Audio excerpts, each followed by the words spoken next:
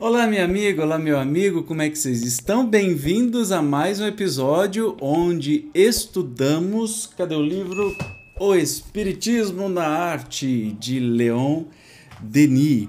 Hoje nós vamos começar a quarta parte que vem falar sobre literatura e oratória, depois a língua francesa e a ideia espiritualista.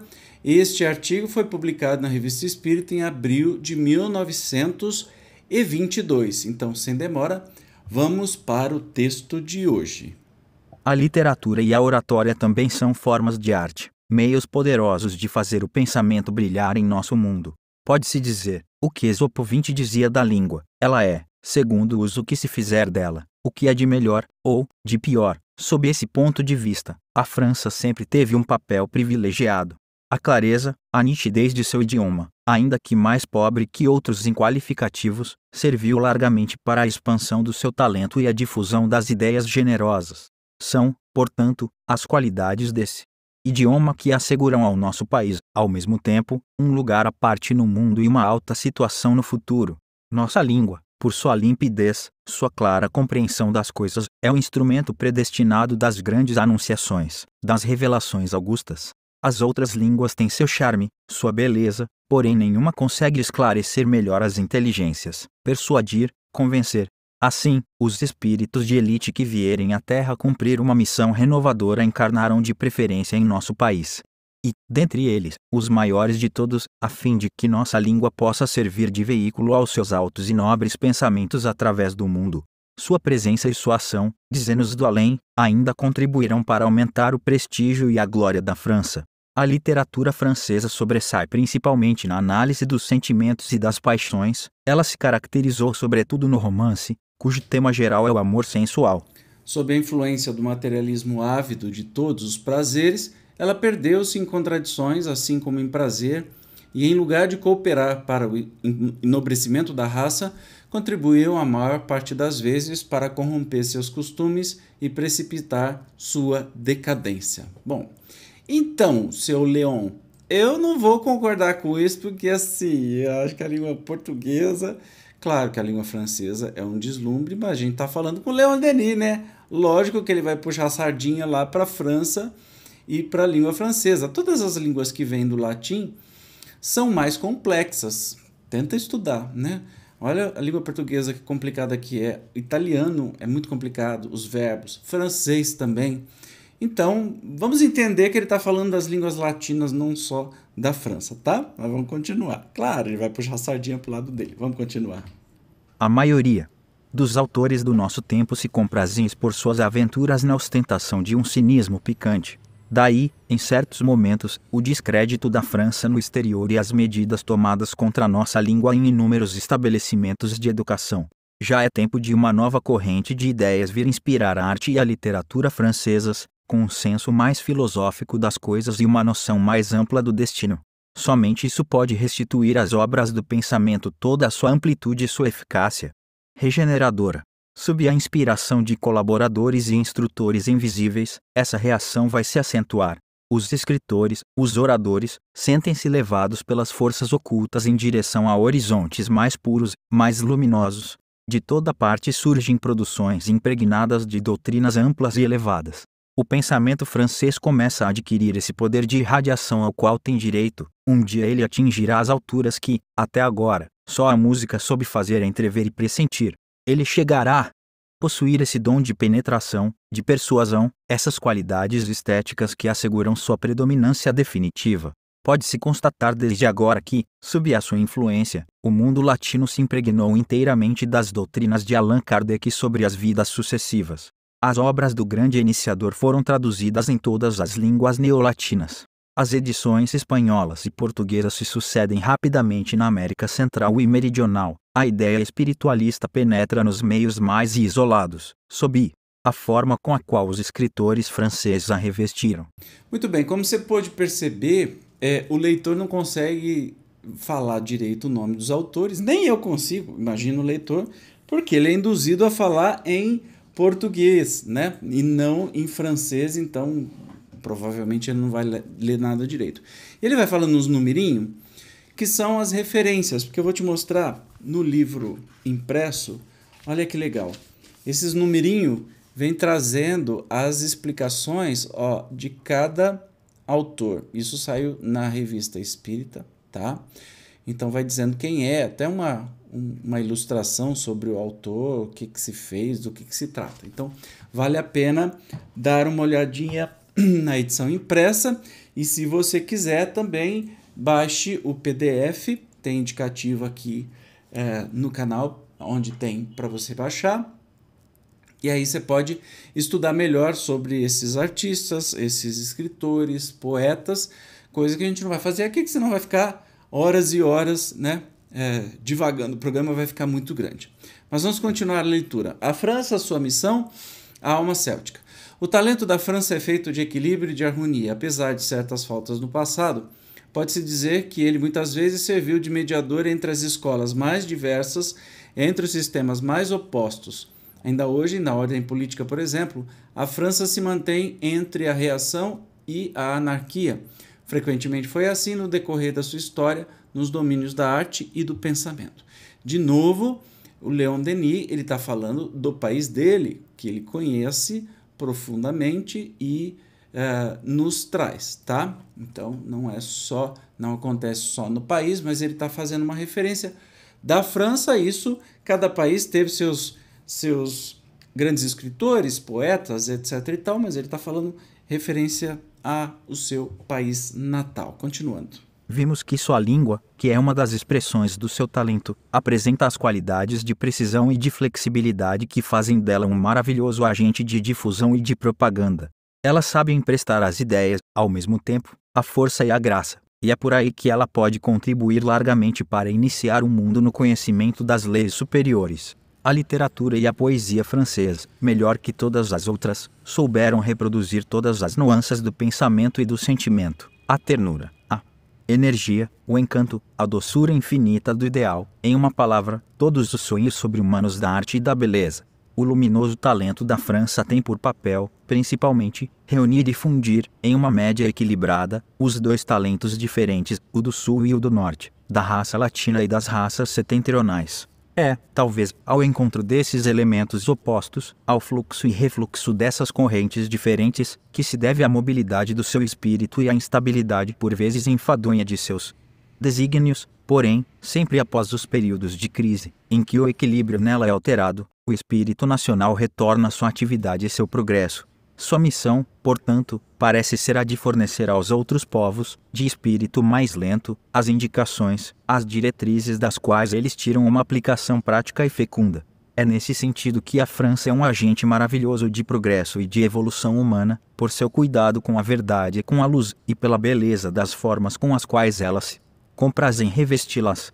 São essas qualidades que lhe deram um papel preponderante na difusão do espiritismo filosófico e moral, enquanto que os países anglo-saxões estão interessados em representá-lo, principalmente sob seu aspecto científico e experimental.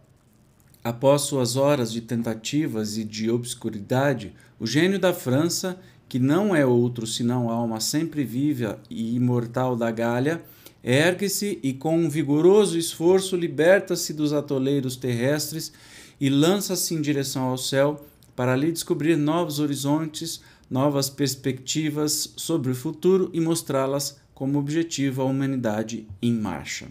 Lembrando que a França teve a Revolução Francesa, né, que vem aí os valores, né, igualdade, fraternidade, como é que é? Igualdade...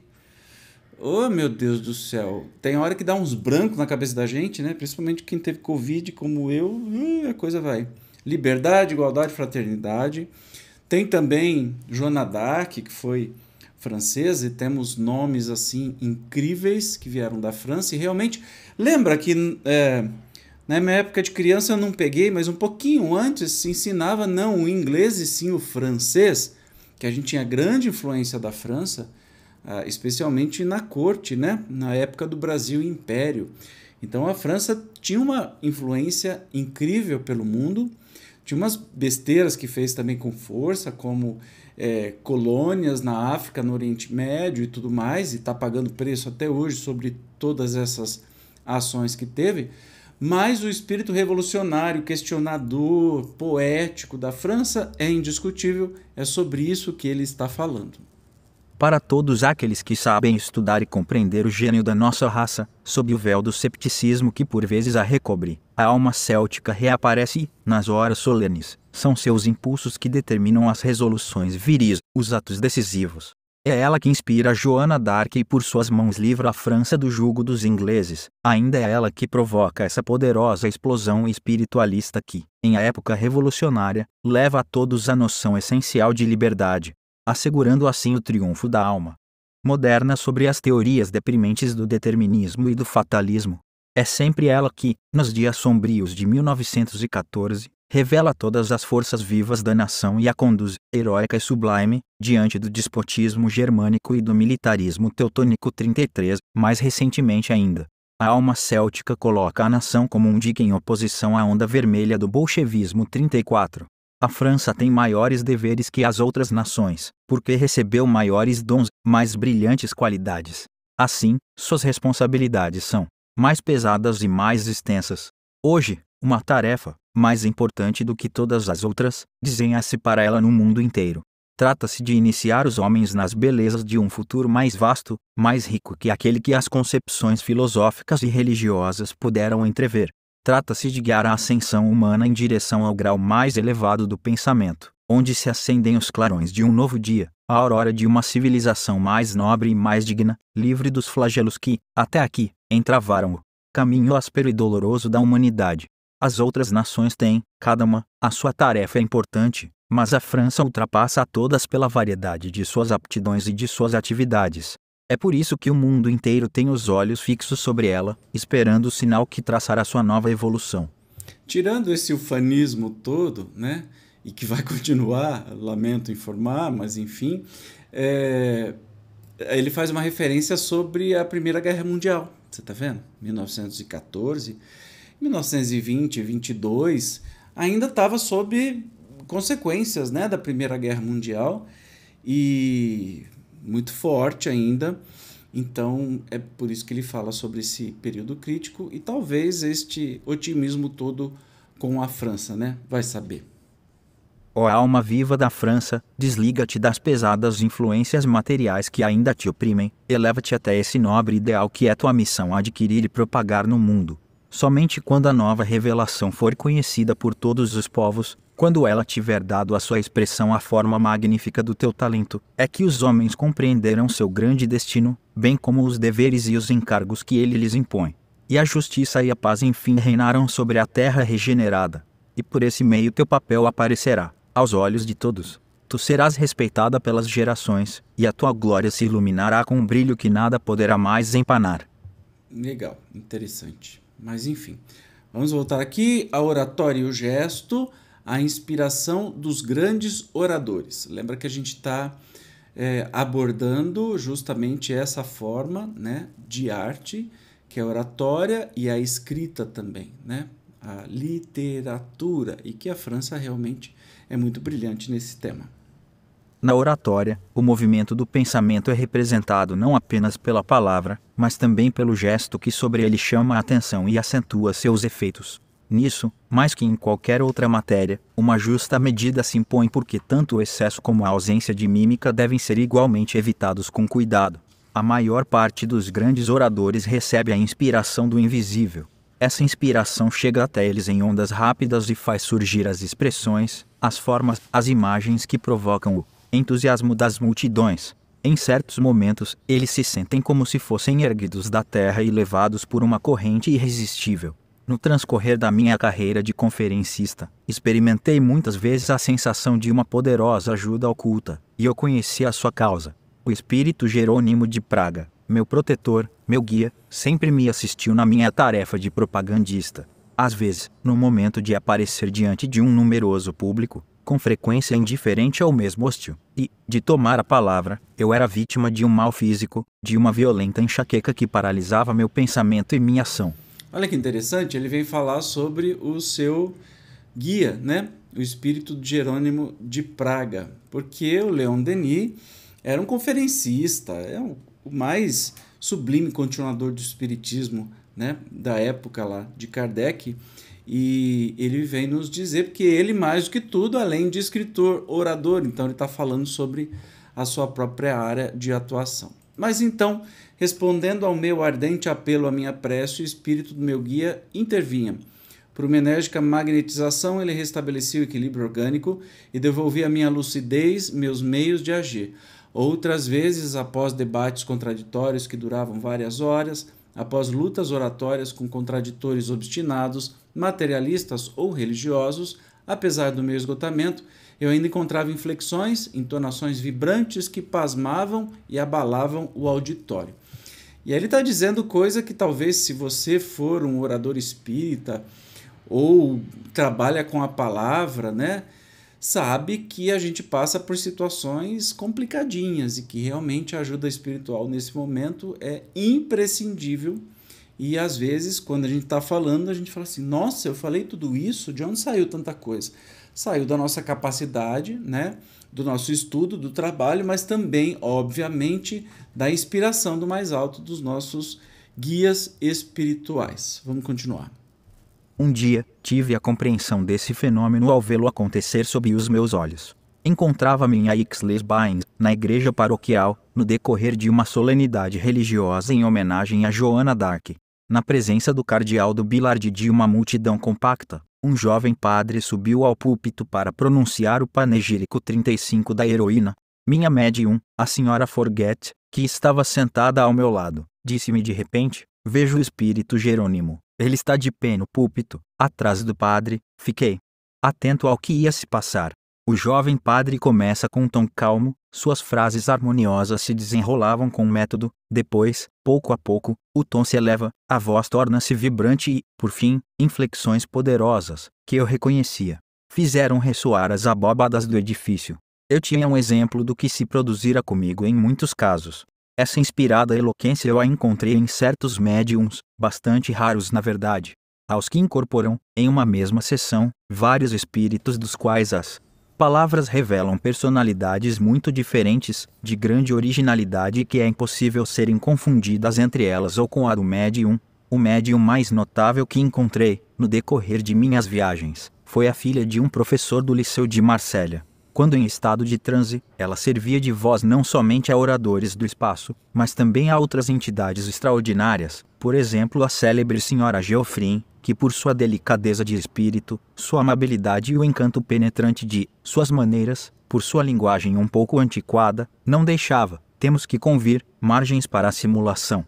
É assim que as influências do alto se fazem sentir de mil maneiras, e que mais e mais se confirma a prova da sobrevivência da alma e da solidariedade que liga o mundo dos vivos ao mundo dos mortos. Olha que interessante, né? Ele vem falar sobre uma vez que um padre estava fazendo um discurso e a médium que estava sentado do lado dele viu justamente o guia espiritual dele, e aí ele reconheceu nas falas do padre muita coisa que eram do próprio guia espiritual, ou seja, escritores e oradores têm interferência, influência do mais alto, muito mais do que a gente pode imaginar.